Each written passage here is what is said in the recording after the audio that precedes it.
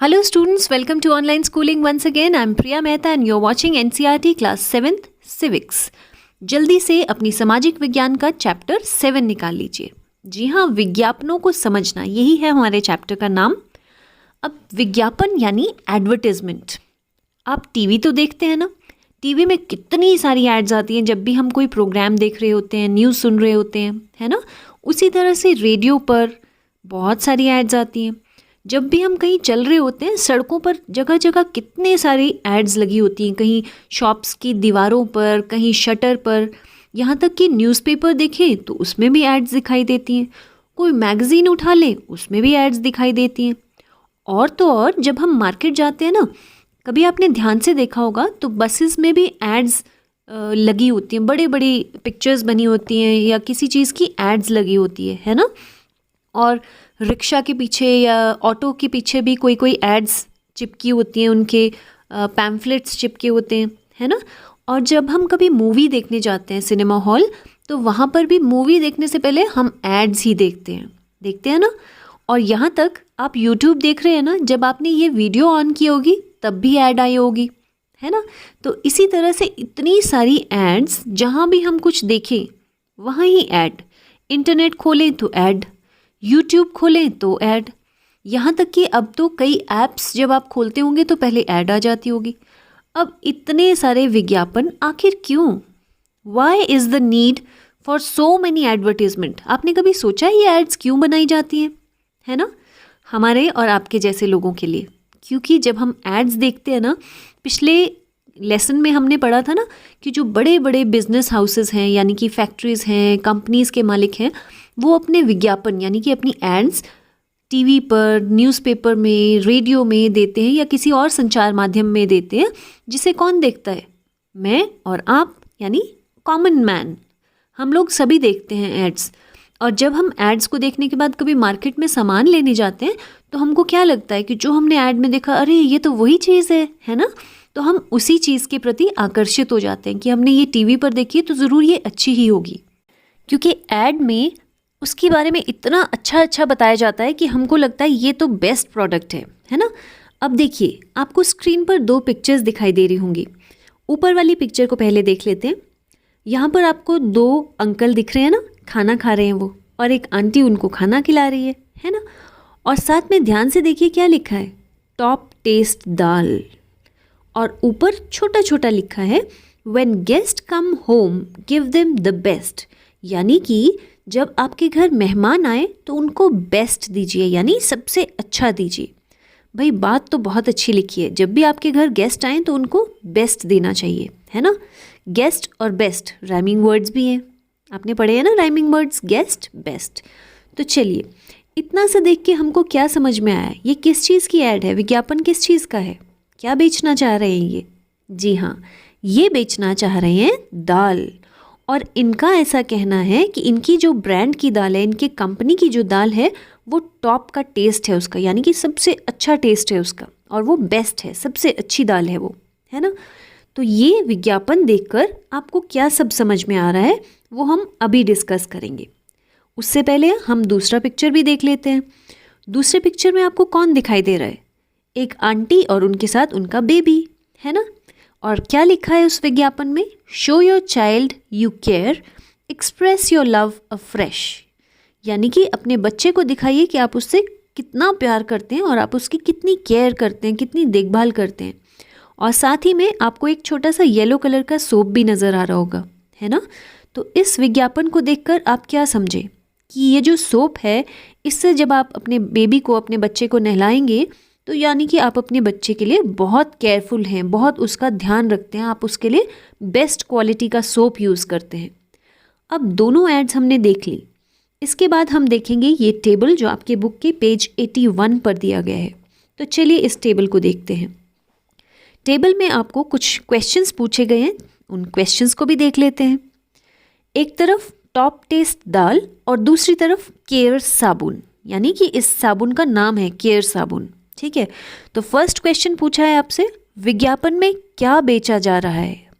ये तो आपको पता चल ही गया है। टॉप टेस्ट दाल के नीचे क्या लिखेंगे आप?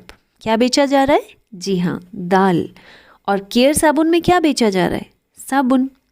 सेकंड क्वेश्चन है वे उत्पाद का वर्णन कैसे कर रहे हैं, यानी वो उस प्रोडक्ट का, उस चीज़ का वर्णन कैसे कर रहे हैं, कैसे डिस्क्राइब कर रहे हैं वो उसको। दाल को वो कैसे डिस्क्राइब कर रहे हैं, टॉप टेस्ट, यानी इसका बेहतरीन स्वाद है या बेस्ट है, ये सबसे बेहतरीन है। और वहीं केयर साबुन को वो कैसे डिस्क्राइब कर रहे हैं कि इससे, इसको यूज़ करने से आप फ्रेश रहेंगे और साथ ही ये साबुन यूज़ करके आप एक्सप्रेस कर सकते हो, आप दिखा सकते हो कि आप बहुत केयर करते हो अपने बेबी की, है ना। थर्ड क्वेश्चन है वर्णन में क्या बताने की कोशिश की गई है, यानी जो कुछ पिक्चर में आपको डिस्क्राइब किया गया है ना, बताया गया है दाल के बारे में, सोप के बारे में, वो क्या बताने की कोशिश कर रहे हैं। इसका आंसर आपको बुक में ऑलरेडी लिखा गया है। दाल के बारे में क्या लिखा है, अतिथियों को यह परोसा जाना चाहिए, यानी this should be served to your guest, ये आपको गेस्ट को परोसना चाहिए, देना चाहिए। वहीं केयर साबुन के बारे में क्या लिखा गया या क्या बताने की कोशिश कर रहे हैं, जी हाँ, ये बताने की कोशिश कर रहे हैं कि इससे नहाकर एक तो आप अपने बच्चे की केयर कर सकते हैं और साथ ही साथ आप इससे नहाकर फ्रेश फील करेंगे। तो नेक्स्ट क्वेश्चन इन्होंने पूछा है चित्र क्या संप्रेषित कर रहा है, यानी कि क्या दिखाने की कोशिश कर रहा है। तो दाल क्या दिखाने की कोशिश कर रही है कि ये बेस्ट है ना, और वहीं साबुन माँ का प्यार दिखा रहा है। नेक्स्ट है विज्ञापन देखने के बाद क्या आप यह उत्पाद खरीदना चाहेंगे। जब आप इस ऐड को देखेंगे, चाहे वो रेडियो में, न्यूज़पेपर में या इस बुक में ही समझ लीजिए, आप ये ऐड देख रहे हैं, तो क्या आप चाहेंगे कि आप इस दाल को और इस साबुन को खरीदें। ये क्वेश्चन आप अपने आप करेंगे, क्योंकि इसमें हम सभी का व्यू अलग अलग हो सकता है मैं ना खरीदना चाहूँ, या हो सकता है मैं इसके विज्ञापन को देखकर इतनी ज़्यादा आकर्षित हो जाऊँ, इतना मुझे अच्छा लगे कि मुझे लगे अरे मुझे तो यही खरीदना है। ठीक है, तो आप अपना स्टेट ऑफ माइंड लिखेंगे कि आपको इसको देखकर क्या लग रहा है, क्या आप खरीदेंगे या आप नहीं खरीदेंगे। ठीक है, चलिए अब आगे बढ़ते हैं। ब्रांड के नाम और ब्रांड के मूल्यों का निर्माण। अब ये ब्रांड क्या चीज़ है, हम ये वर्ड जो ब्रांड है ना, ये वेरी कॉमनली आजकल यूज़ होता है। तुमने कौन से ब्रांड का चश्मा पहना है, तुमने कौन से ब्रांड की पेंसिल रखी है, तुम्हारा बैग कौन से ब्रांड का है, और सबसे ज़्यादा पूछा गया प्रश्न स्पेशली कोरोना काल में, तुम्हारा फ़ोन कौन से ब्रांड का है ना। तो इसी तरह से ऐसे बहुत से क्वेश्चंस हैं जिसमें हम एक दूसरे से ब्रांड के बारे में पूछते हैं। अब ये ब्रांड क्या चीज़ है, कुछ लोग इसी ब्रांड को कंपनी भी कहते हैं। तुम्हारा फ़ोन कौन सी कंपनी का है, तुम्हारा टीवी कौन सी कंपनी का है। तो what is this brand exactly, let us understand. देखिए, जब ब्रांड की बात हो रही है तो अगर मैं कहूँ कि किसी भी उत्पाद को किसी विशेष नाम या चिन्ह की मोहर लगाना, यानी कि कोई भी प्रोडक्ट हो, कोई भी चीज़ हो, उसको एक विशेष नाम दे देना। ठीक है, अब जैसे मान लीजिए आप किसी राशन की दुकान में गए, वहाँ पर बहुत सारी दालें रखी होंगी, आपने देखा ही होगा, है ना। तो अब हम क्या कहेंगे, हम तो बोलेंगे 1 किलो दाल दे दो, तो वो कोई सी भी दाल दे देगा। लेकिन अगर हमने ये ऐड देखी होगी टॉप टेस्ट दाल, तो हम क्या बोलेंगे, हमें टॉप टेस्ट दाल की ही ब्रांड का ही दाल चाहिए, है ना।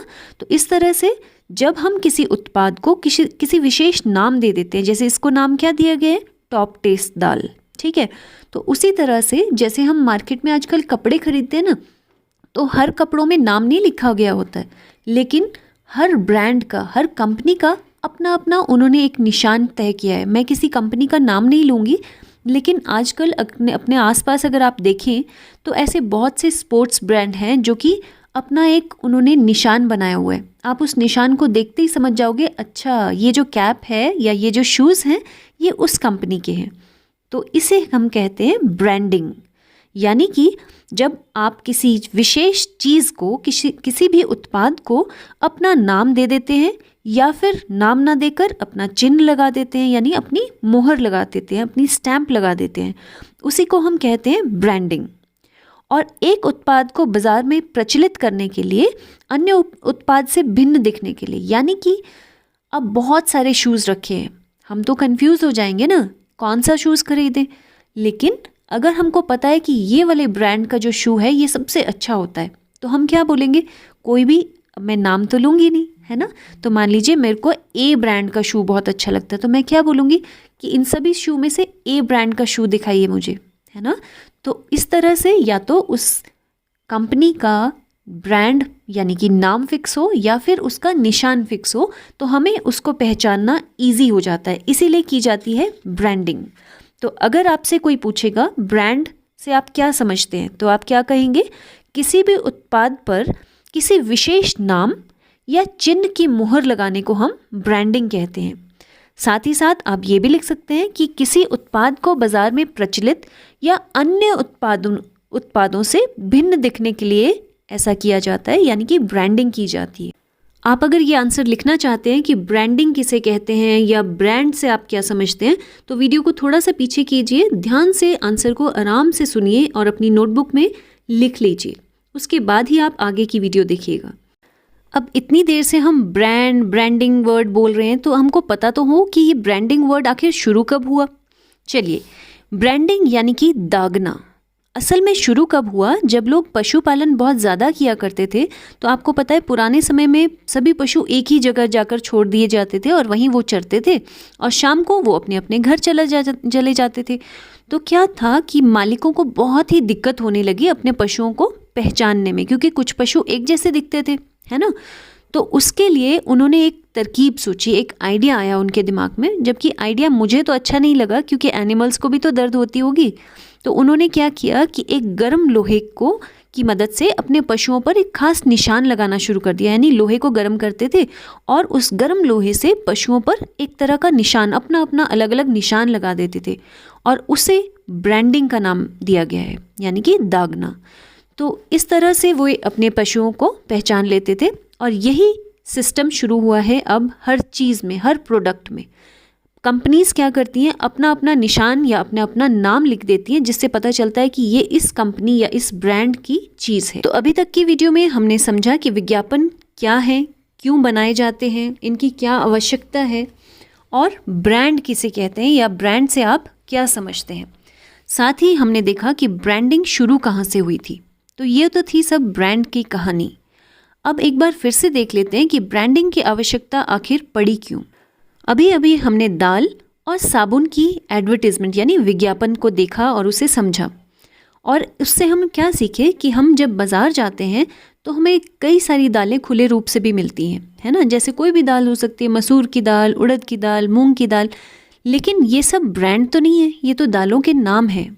लेकिन जब हम पैकेट में लिखा गया कोई विशिष्ट नाम देखते हैं तो हम क्या कहते हैं, उस ब्रांड की दाल दीजिए हमें, है ना।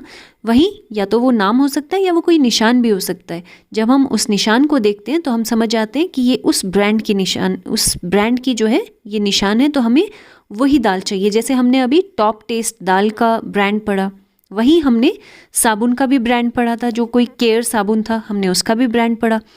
अब क्वेश्चन ये आता है कि ब्रांड और विज्ञापन आपस में किस तरह से कनेक्टेड हैं, क्या संबंध है दोनों का आपस में, क्यों विज्ञापन दिखाए जाते हैं और विज्ञापनों के देखने से किस तरह ये ब्रांड्स चलते हैं।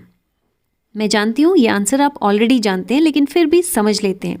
देखिए, जब भी हम कोई विज्ञापन देखते हैं तो ये विज्ञापन बनाने वालों के लिए बहुत ही इम्पॉर्टेंट है कि वो विज्ञापन को इस ढंग से बनाएं कि जो कुछ भी उस चीज़ के बारे में बताया जा रहा है वो सब लोगों को समझ भी आए और उनका विज्ञापन लोगों को आकर्षित करे, ताकि जब वो बाजार जाएं तो वो उसी चीज़ के लिए आकर्षित हों और उसी चीज़ को खरीदें। अब मान लेते हैं कि हम मार्केट गए और हमने दाल खरीदनी है। एक पैकेट हमने दाल का देखा, उस पर लिखा था टॉप टेस्ट दाल, वहीं उसके साथ दूसरे पैकेट पर लिखा था बेस्ट टेस्ट दाल। अब हम तो कंफ्यूज हो गए ना कि हम कौन सा लें, एक टॉप टेस्ट है, एक बेस्ट टेस्ट है, यानी कि दोनों का ही टेस्ट अच्छा होगा। ऐसे में उपभोक्ता जो है वो कंफ्यूज हो जाएगा। उपभोक्ता किसको कहते हैं हम, जो कि कंज्यूमर होता है, यानी कि खरीदने वाला होता है, कस्टमर। जैसे कि हम और आप, जो हम मार्केट जाते हैं कुछ सामान खरीदते हैं ना, तो हम हुए उपभोक्ता। तो ऐसे में ये बहुत ही इम्पॉर्टेंट है कि उस उत्पाद की जो विज्ञापन बना है वो बहुत ही आकर्षित होना चाहिए, जिससे लोग उसकी तरफ आकर्षित हों। आपको पता है कि उत्पादों के निर्माण के लिए जो उनके मालिक हैं वो करोड़ों रुपए खर्च कर देते हैं, सिर्फ इसीलिए कि विज्ञापन जितना अच्छा बनेगा उतने ही लोग उसके प्रति आकर्षित होंगे और उस सामान को खरीदेंगे। तो आज की वीडियो में हम इतना ही चैप्टर पढ़ेंगे। आगे का चैप्टर देखने के लिए नेक्स्ट वीडियो को देखना बिल्कुल मत भूलिए, that will be very interesting. So see you very soon in the next video. Till then, take care. Bye-bye.